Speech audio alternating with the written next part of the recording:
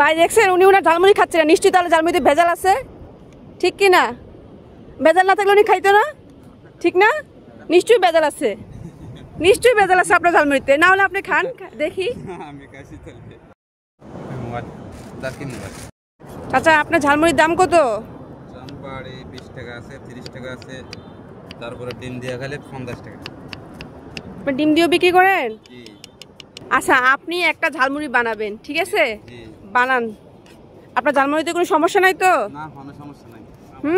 অনেক লোক কি কি দিচ্ছেন?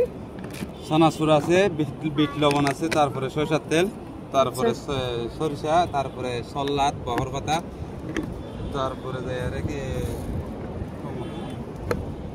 তারপরে চুলা চুলা আছে না, চুলা আপনারা চুলা, চুলা দিয়ে আমরা ঝালমুড়ি বিক্রি করতেছি। আপনি কত বছর ধরে এই ব্যবসাটা করতেছেন? আমি প্রায় 2 বছর পর্যন্ত। 2 বছর? জি।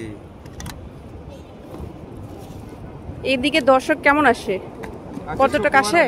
শুক্রবার হলে একটু লোক বাড়ে, অন্য টাইমে মানে প্রায় কিছু কমে এরকম।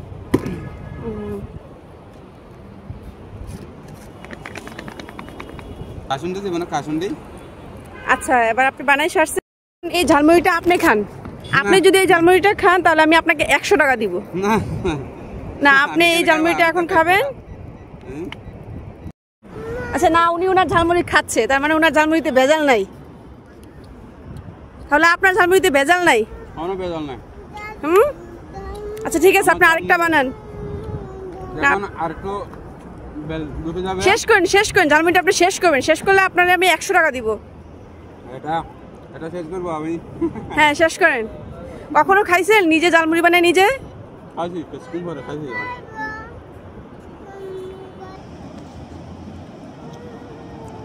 আচ্ছা ওনার ঝালমুড়িতে যদি বেজার থাকতো তাহলে তো উনি খাইতো না, ঠিক না?